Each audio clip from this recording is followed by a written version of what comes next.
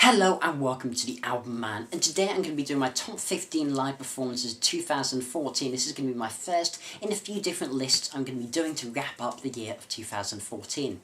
So this list, as the name entails, is talking about simply the live performances, the concerts that I enjoyed most from bands I saw in 2014. 2014 was by far the best year for concerts and gigs I've ever had.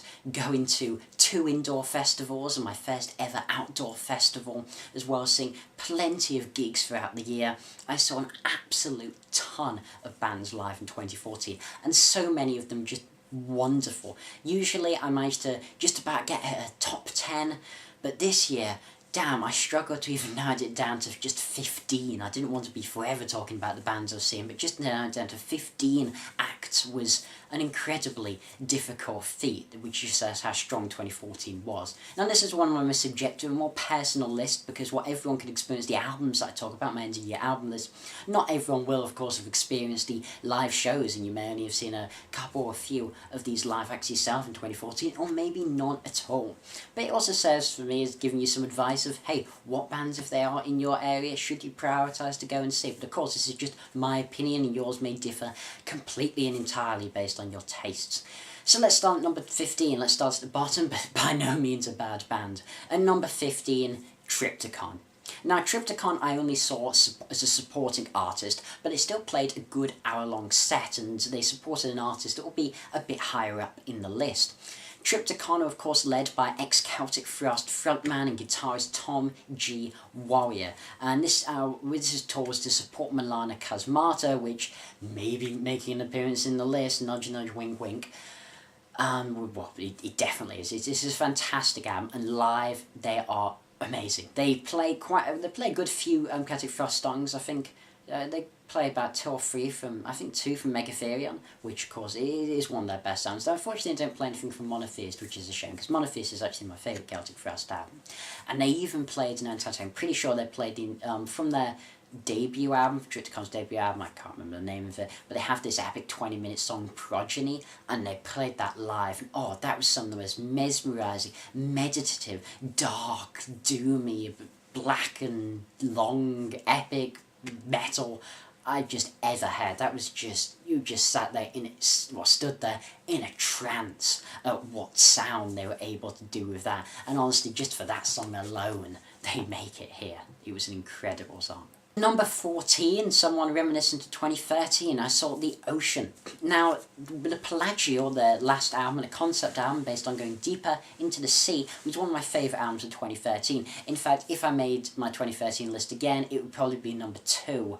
Honestly, it's just such a breathtaking album. If you don't know The Ocean, they're a kind of post-metal band, but they really incorporate clean and harsher growling vocals together, and I love their blend of dynamics. They can create some really soft, beautiful, lush music, and also some hard-hitting, massive, drop-tuning riffs.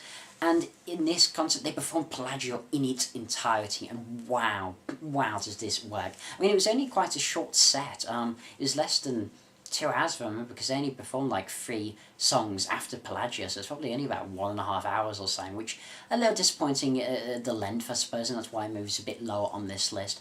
But it was just about quality, not quantity, when it came to The Ocean. Pelagio, its entirety, was just breathtaking. Unfortunately, you probably won't have an opportunity to see it anymore, or else I'd so highly recommend it, because it's an experience really every metal fan should have, I would say, listen to that album. It's entirety. Unfortunately, there weren't that many people there when I went to see them. The room was mainly empty, and it was a very small room to begin with, so that was a shame. I still hope they come back to the UK again soon. At number 13, a band I saw, Sonosphere, and band who may appear at my end of year list, this is Mastodon.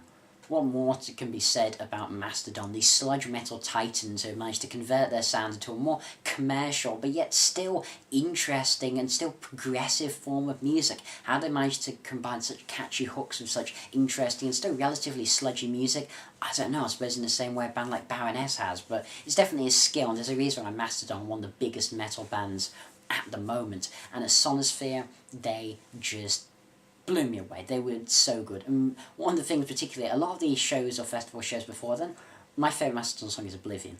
and they hadn't played Oblivion. I was thinking, oh no, they're not going to play Oblivion, they're not going to play my favourite song, oh, that'd be a bit disappointing. What do they open with? They open with Oblivion, and just what a way to open the set. Every other song sounded great. Chimes at Midnight and High Road from the new album blended into their set immensely. A good variety. Of course, the set wasn't the longest because it was just at a festival. If I've maybe seen them in their entirety, they might have been a bit higher up on the list. Stellar job at what they do. And I've had some people complain about Brian Dailer, I think it's Dailer, singing when he's playing drums live and it doesn't work. I don't know, I thought it worked pretty damn well in Oblivion and the other songs they played, so not quite sure about that. At number 12, a band I've seen before, but who could ever resist the chance to see Motorhead and Lemmy Kilmister? After his health woes and scares last year, I was worried that I may never see Motorhead again, and that was a horrible thought, to never see Motorhead. Motorhead are one of my all-time favourite bands, just probably top 10, maybe just outside top 10, definitely around the top 10 of my favourite bands of all time. Lemmy is my single favourite person in rock, in metal. I just love Lemmy. I think he's such a genuine guy, such a great musician.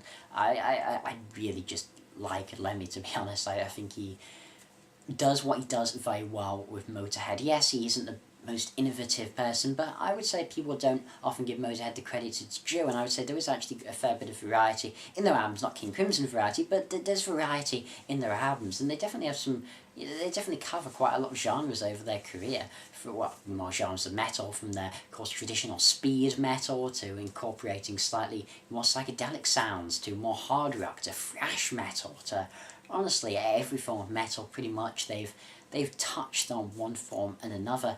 And live, yes, they pretty much play all the traditional songs. They play everything you expect them to, except Bomber. They never bloody play Bomber. I don't know why, because Bomber is a really good song, obviously. It's Bomber.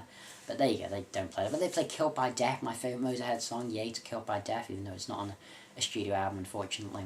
Of course, they play Ace of Spades. And they only actually played one song from the new album, Aftershock, which is Heartbreaker. I think. No, it wasn't Heartbreaker. They didn't play Heartbreaker. They played Lost Woman Blues. That was it, Lost Woman Blues, the ballads. And that was really cool. It's a really slow, bluesy ballads, and just put a bit of variety into their set. And they're supported by the Damned as well, which was pretty cool. The Damned didn't quite make this list, but the Damned were cool live as well. Captain Sensible and all that. Motorhead do what they do well. Phil Campbell, stellar guitarist. Mickey D, one of the best drummers in metal right now, to be honest. I don't think many people would disagree too strongly with that. It's Motorhead. Number 11, the surprise of the year. You asked me about this band this time last year, and I would have told you, well, I would have said to you, who the bloody hell are they? A band that just sings in Icelandic? Right, they don't sound that great. But Solstice, yeah, not to ever be underestimated, yes. Well, they don't just sing in Icelandic, they play, the song they ended with when I saw them was called Goddess of the Ages from the album Cold, and that album is entirely sung in English. So if you have been put off maybe by the fact that you're not going to understand a single lyric of this unless you happen to be fluent in Icelandic or to come from Iceland, then Cold is definitely the album I'd recommend. Check out the song Goddess of the Ages. But yeah, they played, I mean, Otter is an album I like a lot from 2014. Wait till the end of year list to see how much I like it. But if you've seen my review, you probably know where it's going to be in my end of year list. It's hardly a big shock. So yeah, I saw them at Damnation Festival, and they were great at Damnation Festival. Again, not the longest set ever, but they played a good few songs from the new album. They played Otter, including with banjos, and you have to have the banjo for Otter. They played Fjara. I don't know how to say, I don't know. I'm going to butcher any Icelandic, to be honest. Yeah, they play Fjara, which is probably their best song, Goddess of the Ages, which I can actually say as a song title. I think they played Ragmal, something like that. I can never remember the names on the album because it's all in Icelandic. The only song that was a notable omission was Lagnetti, but I'm going to go and see them in January when they're full touring and see their full set list when they do play Lagnetti. Yeah, only a snapshot of them really, but that snapshot was so impressive they managed to get this high. At number 10, a band so good I saw them twice. Dream Theater. Well, I didn't mean to see them twice. I'm not one for seeing bands twice in the same year, I will confess. Now, basically, I went to see them in February on their tour for their self-titled album, which I loved, still think it's a great album. One of my favourite, definitely up there in the upper echelon of Dream Theater albums. It's a stunning Dream Theater album. So I saw them on that tour, and then I also ended up seeing them at Sonosphere, because they were announced for Sonosphere after I'd already seen them, and it's like, okay, cool, let's do Dream Theater again. And they only really, well, the main thing is I combined this together because at Sonosphere, the one song that was mainly of interest, of course, the other stuff I'd already heard one song before, but they played one song different, and that was a big song, because that was my third time seeing Dream Theater. And they finally played Pull Me Under, which I hadn't seen yet. I've seen them twice, I hadn't seen Pull Me Under. That's a signature song, even though it's not my absolute favourite. Of course it's up there, I'm a Dream Theater fan, I love Pull Me Under. So that was awesome to see live. And it was one of those where I was actually, if the song was what they usually ended with at their shows, I was actually, because Metallica were on straight after, so I was going to run and try and get as far towards Metallica as possible. But instead, because they played Pull Me Under, it's like, I am not going to miss Pull Me Under for anything. So I just went, as everyone else was practically migrating towards Metallica, it's just like, went straight ahead. I'm going to hear Pull Me Under before I go over to Metallica. But their main set, the only reason they were a bit low, because Dream Theater were one of my all-time favourite bands, so you might expect them to be a bit higher than this, number 10, you could say, maybe a little low. So why were they a bit low? Well, why I found some of the stuff they played, I mean, I really liked the stuff on the new album they played, and I loved the fact, the main thing that was great for this, they played a good few songs from Metropolis Part 2. I think that was celebrating its 15, it was in 99, that album, so 15-year anniversary was 2014, it was, yeah, 15 years that album has been out, so celebrating that. It was also the 10th anniversary of, no, not 10th, the 20th anniversary of Awake, was it? I think, something like that. Yeah, I think it was 20th anniversary of Awake, maybe. It was some anniversary of Awake, and I don't like Awake. I know many Dream Theater fans like their favourite album of them. I really don't like Awake. I actually think it's one of their weakest albums, which I know a lot of people disagree with me, but yeah, I don't like Awake. And they played a few songs, like an Awake suite, that I just, and they didn't even play my favourite songs from Awake, which is like Caught in a Web and Lies. And so they played like songs from Awake I don't even like that much, including the really overindulgent, I think it was Derek Sherinian on that album, was it? Oh, I can't remember. My Dream Theater knowledge is needs a little bit of, it's a bit dusty. Whoever the keyboards, no, it was Kevin thing, yeah, that guy. Basically, he had a really kind of self-indulgent song that was really shit on the album, and that even he kind of said afterwards was kind of shit on the album, and they played that live, and it's like, why? So a couple of set choices were a little bit bemusing, but in general, it's Dream Theater doing freaking Dream Theater. I love Dream Theater. Number 9, Camel, the Prague Legends. I didn't think I was ever going to see Camel. When I first started getting into Camel when I bought Mirage, Camel disbanded. They were no more. They'd done their retirement tour. That was it. Pete Bardens was dead. They're genius keyboardist. And of course he is still dead. They didn't quite manage to hire a necromancer to bring him back yet, but there's still hope. Not much though. But Andy Latimer decided to revive Camel, new incarnation, and play Snow Goose in its entirety, their instrumental masterpiece. One of my favourite instrumental albums of all time. I'm not much of a fan of instrumental albums, I've said that before. You're not going to find any instrumental albums on my top 50 end of the year list. It's not something I'm big into, but I do like some on occasion when they're done really well, and Snow Goose is done very well. And then they also played a best of Camel set, so effectively 2 sets, playing classics like Lady Fantasy, which is just my all-time favourite Camel song, and one of my favourite prog songs of all time. So very satisfying, very well done. Andy Latimer still got it, and just the fact Camel is still rocking on is wonderful in itself. And number 8, Deftones. This was one that bloody surprised me. I knew of Deftones this time last year, but I didn't like them. I didn't know much about them. I thought they were just a new metal band, because I'd always heard them lumped about with Korn and Slipknot and Linkin Park as, new metal, and it's like, I don't like new metal. But I decided to pick up White Pony at the beginning of the year, in January, just to see what all the hype was about. And when I listened to it, it's like, I understand what the hype was about. That's a bloody good album. And I picked up Diamond Eyes, and it was like, whoa. Diamond Eyes is still my favourite Deftones album, and I pretty much have most of their discography. I think I'm only missing like the first album and Saturday Night Wrist as well. So I was really looking forward to seeing them at Sonosphere. It's like, yes, Deftones are going to be great, but damn, they even exceeded my expectation. Live, just, one of the things is that I often find a live act can be enhanced when the audience is just, when everyone in the audience is on board and everyone's going for it. It can just create this frenetic atmosphere, and it can even, like, amplify the music almost, and how good the music is when just that you can just feel that buzz from the crowd. And I really felt that with Deftones. It was, I would even say I felt that the most out of all the bands I saw Sonosphere with Deftones. There was such a buzz. I mean, I was fairly nearish the front, and just, it was electric, the atmosphere, it really was. And they also poured out a stellar show, great set list, really good set list, played a lot of my favourite songs. Of course, Changing the House of Flies, definitely their best song. So set list was awesome, the atmosphere was just incredible, and a great performance. That's why they're at number 8. At number 7, well, we've already had Tryptocon from that same concert, and this was a bloody good concert. So who were Tryptocon supporting in 2014 in the UK? It was At The Gates. Again, another band I definitely didn't like at the beginning of 2014. A melodic death metal band? Hell no, I don't want to be singing melodic death metal. How can death metal even be melodic, I'd tell you. But, well, At The Gates, when I listened to Slaughter the Soul, because what I discovered At The Gates when they were coming back, everyone was like, oh, At The Gates are coming back, and I was like, who the fuck are At The Gates? I don't know who they are. And everyone was like, oh, Slaughter the Soul, yeah, Slaughter the Soul. So I was like, screw it, I listened to Slaughter the Soul, and it was like, whoa, even though this guy sounds like a dying crow, his voice, this is awesome. These riffs, these are some of the best metal riffs I've had in a long time.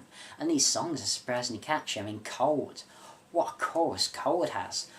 So then I started getting into more of them, and I happened to find all their albums at car boot sale for like £1 each, pretty much. I think there's only one album of theirs I'm missing now, and they haven't released many albums. Well, I don't have the new one. So I just started getting into them and listening to them a lot, and so when I heard they were touring, it was like, yeah, and Tryptocon and supporting Morbus Kron, it's like, oh my god, yes, I have to see that show. And they did not disappoint. They played so much of Slaughter the Soul. They were definitely my favourite tracks. But the songs from At War With Reality certainly didn't feel too out of place in the slightest. They definitely blended in nicely, and they played, they didn't play too much from that, so I'm not big on the early stuff with Fear and Burning Darkness and all of that. I don't think it's that great, honestly. I think it's alright, but really Slaughter the Soul, At War With Reality are probably my favourite At The Gates albums. I also really like Terminal Spirit Disease, actually. Even though like half that's live, Terminal Spirit Disease has some great tracks on that. So yeah, they just really impressed on all fronts. It was just what I want from melodic death metal. Wonderful band, great comeback. At number 6, how could this not be this high on the list? You might say maybe this should be a bit higher, but there were some great live acts this year. One of the most anticipated bands of the year, Anathema. The Liverpool legends, the best band to come out of Liverpool since the Beatles, as far as I'm concerned. I love Anathema. There's a type of atmospheric, progressive rock that truly speaks to me. Weather Systems was not only my favourite album in 2012, but it's currently sitting as my 9th or 8th favourite album of all time. How much of a higher honour could I possibly give them? Distant Satellites, I was impressed with. I love the Alias stuff from Silent Eternity and the brilliant Alternative 4, to the more modern stuff and We're Here Because We're Here and Judgment, Weather Systems, Distant Satellites. And yes, of course, they mainly focus on their newer age stuff. They're more proggy, more atmospheric, lighter stuff as opposed to the dark, gothic metal of old. When they do some of the goth metal, they sort of make it a bit more akin to their modern sound, but yet that still really works for some of the songs. I'm pretty sure one of the songs they played, I think it was Fragile they played, and that worked really well.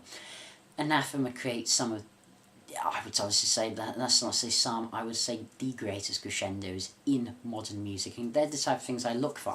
I love beauty in music more than anything else, and particularly a soaring crescendo that can captivate your emotions, and that's what Anathema do best. And even though they had a power outage halfway through the set, which was bizarre and prompted Danny, the lead guitarist of the band, into playing a version just on a non-amplified electric guitar of Wish You Were Here and getting the entire crowd to sing along, which is fun and unique. That sort of thing was actually pretty fun. Before they were able to continue their set, even with a power outage, they still did amazing. I don't know how they were able to create such a massive sound with, they're in such a small space and with not too many people. It's not like it has a full orchestra like it is on the live album they released in 2013. Powerful sound, powerful music. It's Anathema. What more do you expect? At number 5, I was not expecting this to be this high. I was expecting it to be in the top 15, sure. Not this high. Rival Sons. Wow, Rival Sons. They blew me away when I saw them about a month back. I was expecting them to be good. I mean, hell, Great Western Valkyrie was their best album ever that came out this year, and a good album in my end of year list as well. So I was expecting them to be pretty brilliant, and they somehow exceeded my expectations. Their set was full with, well, not a single weak link. It truly was a best of, focusing a lot, of course, on a new album, but that's great because the album's near perfect. Playing their classic songs from Pressure in Time and Heads Down, and their debut album, and even their EP, of course, they have to play Torture. How could they not? The thing about this, I would honestly say, and some might say this is too big of a statement to make, but just, like, Jay Buchanan, he's the lead vocalist, and you have Scott as well, I think that's his name, Scott Holiday, on guitar, and particularly those two, not to discredit the bassist and drummer, are so stunning live. I mean, utterly stunning live. What makes them so good is that they have this energy about them, this dynamism, this just pure, again, unadulterated energy. That's the best word to describe it, is an electric energy. And I would honestly say that watching them, it seemed akin to how people describe when they saw Led Zeppelin in 1970, or when they saw any of the classic rock bands, when they saw Heart in their heyday, or Jefferson Airplane, or any of these bands that just had such an electric sound to them, like people akin to when they saw early Dylan, people, the type of artists who throughout history have been known for these incredible live performances that have just set them above everyone else, and that's what happened with Rival Sons. They just set themselves above most other modern artists by an incredible energy. Their songwriting, well, superb. It may not be the most innovative or groundbreaking, but damn, their songs are wonderful live, and the way they perform them, peerless. Peerless. That's why they're number 5. At number 4, a band that in 2014 entered my top 10 favourite bands of all time. It's Opeth, on their Pale Communion tour. So yeah, I definitely enjoyed it more than Heritage. I found it a far more focused prog album. And live, well, I was a bit concerned they might focus a bit too much on, well, their clean song, which is weird, because I'm somebody who doesn't usually like death growls. When it comes to Opeth, I'm like, please growl, Michael Ackerfeld, please do it, because they're my favourite songs. So what do they decide to do? They decide to do, well, on their Heritage tour, of course, in 2011, they just played stuff with clean vocals. Oh, not this time around. Not this time around. They played an expansive set list, playing one song from each of their albums, aside from, I think it was their first one and maybe their second one. But pretty much, I know they didn't play anything from Orchid, and they didn't play anything from their first. I think it was something from My Arms, Their Hearts, and then certainly one song at least from Still Life, all the way up to Pale Communion, where they played a few from Pale Communion. And I think they maybe played a couple from Heritage. But that created a really fantastic set list. I got to hear a song from Blackwater Park, a song from Ghost of Reveries, songs from all my favourite Opeth albums, and some really good selections. Maybe, not necessarily I would have probably put Baying of the Hounds from Ghost of Reveries, and they did play like 10 seconds of that. They played the opening line, which is my single favourite opening line in all of Opeth's history, when he growls that, Baying of the Hounds. That was the first ever time, that's the first song I ever heard of Opeth, you see, because I remember on a Twitter Q&A with Mike Portnoy, someone asked him, what's your favourite Opeth song, and he said, oh, Bane of the Hound. So I was just like, well, I've been wanting to get into it, but let's listen to Bane of the Hound, see why it's good. And I didn't like it that much at the time because it was quite growly. But I just remember that line. It was like, oh, this line's actually pretty cool, even for growly vocals, which I don't like that. Bane of the Hound. And he played that one line live, which just made it even better for me because I'm such a fanboy of that particular song. It's one of my favourite, if not my favourite Opeth song as well. I agree. A lot of Portnoy there, it's genius. And yeah, Opeth live, they can create sound. They know how to create proggy, interesting death metal, the blend of their prog rock, their early death metal stuff. Some bits were brutal, some bits were melodic, some bits were light, and some bits were dark. It encapsulated Opeth's career magnificently. So now on to the top 3. And to be honest, all of these are older bands. These are bands who've been around for a long time, been there, done it, got the t-shirt. And I've always had a fondness for the older bands, the bands of yesteryear. I grew up listening to classic rock, classic metal. It's my forte, it's what I feel comfortable in, is classic rock and classic metal. And these are just some of the bands that to me are just the most timeless, some of the greatest bands in the history of the genres. And at number 3, the final tour the 50th anniversary of The Who. Only saw this recently in December itself. The Who have decided to call it a day. Roger Daltrey and Pete Townsend are gonna put their guitars and microphones to the side, it seems. After that, they're apparently going to release a new album, which will be interesting at the least. So they decided to play a 50th anniversary tour, playing a best of The Who. And I was worried going into this, and I said, why? It's going to be a best of, it's going to have all your favourite songs. Well, for the first good few days of the tour, now my favourite Who song is My Generation. I love it. It's very simple, 3-minute song. You might say, well, surely Won't Get Forward Again's better. I personally prefer My Generation. I love the simplicity of that song. I just love how well I see it. The vocal part is one of my favourite vocal parts in history. I love the sort of the stuttering vocals Roger Daltrey manages to deliver on that track. And for the first few dates, they didn't play a single thing from it. Well, not sing, sorry, they played from that album, they played Kids Alright, but they didn't play that track at all. Okay, The Who on the 50th anniversary track didn't play possibly the most famous track of My Generation. I was like, oh no, I'm going to see The Who once, and they're not going to play My Generation. Oh, no, I mean, yeah, okay, it's all still awesome seeing The Who, and they're going to be awesome and everything, but I really want to see My Generation. And then I saw them in Manchester, but in Liverpool, the Echo Arena, they debuted on this tour, My Generation. It was like, oh, I hope that's not a one-off, because I could have gone to the Echo was technically closer, but having to have tickets for the Phones for You Arena in Manchester, and it's like, oh, let's hope. And what do they do in Manchester? They play My Generation. And it was just the perfect Who set, really. It was everything I wanted to hear of The Who. I just came out feeling like could tick a big tick next to The Who. I'd seen The Who, seen Pete Townsend, seen Roger Daltrey, I'd seen The Who, seen them play their best songs magnificently. How Roger Daltrey at his age can sing so bloody well. I don't know how he can hit some of these notes. Magic. He may be a shaman or something, because I just don't know how it's humanly possible for him to hit a lot of these notes. It's ridiculous. Some of his performances on like Love Reign Over Me, that vocal performance, how he can still do that, I just don't even know. I have zero clue, and I want to know what wizardry is at place, because it's beyond amazing. Pete Townsend in fine form with his sarky remarks between each song, and Roger Daltrey's voice, as I said, wonderful. Zach Starkey on drums, providing a very good replacement for Keith Moon. And the bassist, he is no John Entwistle, but gets the job done, I suppose. The Who, monumental band. Number 2 and 1 were both at Sonosphere, there you go. Number 2 was Iron Maiden, and number 1, Metallica.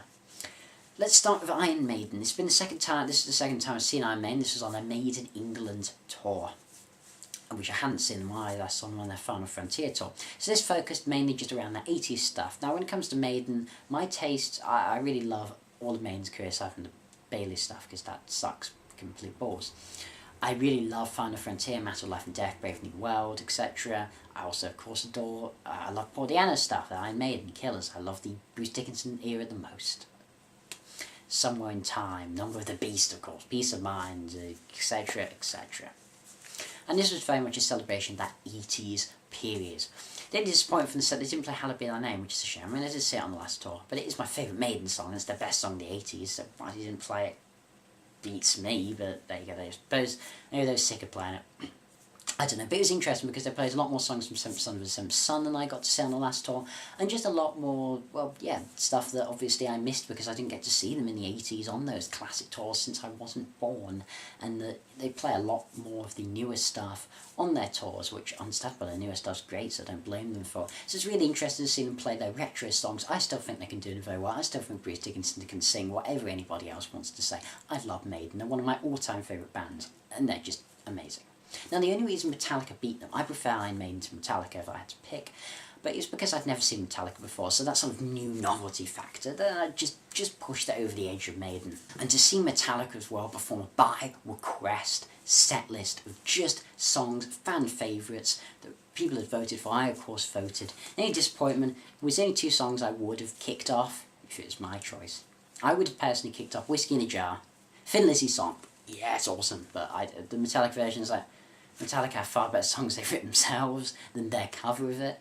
Oh, I way prefer the Fiddler's version. And the other thing, personally, I would have knocked off Fuel, because I don't like Fuel. I really don't. Give me Fuel, give me fire, give me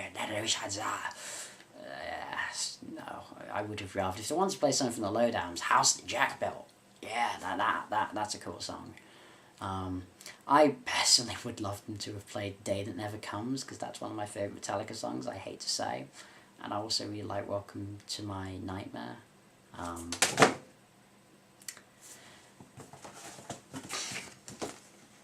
Or, you know, maybe I would rather than play something like Call of Cthulhu, or that would have been awesome, or Orion. Oh, Orion would have been good. But of course, I could pick, it wasn't my own sellers, but damn, it was bloody close to what I would have picked. They played all the classics from Ride the Lightning, Master, Black Album, and Justice.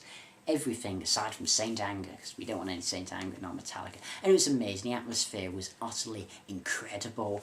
Everyone singing along to Master of Puppets, Master, Master.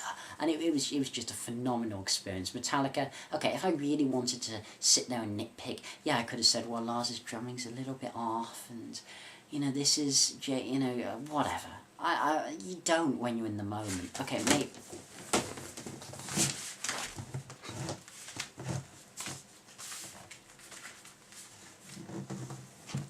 You know, maybe if you're watching it on telly, you might nitpick a bit more. When you're in the moment, the sound blasting around you, the audience screaming and singing, everybody, you know, putting up their horns and headbanging away, you don't care. It sounds like the songs. It sounds close enough to the songs, you know, that you can sing along and headbang to them. And it's just awesome. It was just incredible experience. One of the best bands I've seen live. I just loved it so much, and I'd love to see them again. You know, it's very easy when you're in the moment. You just overlook the faults. You just don't care about the nitpicks. Why should I? I do that enough when I'm talking about bloody albums. I nitpick about every tiny thing. But live, I don't half as much. I just enjoy it for what it is. And Metallica, for what they are brilliant. Maybe if I'd seen them on their Master of Puppets tour, and I might be saying, well, they're not as good as they were back in 1986 with Cliff Burton and everything. No, but you know what? For me, for seeing them in 2014, they're incredible.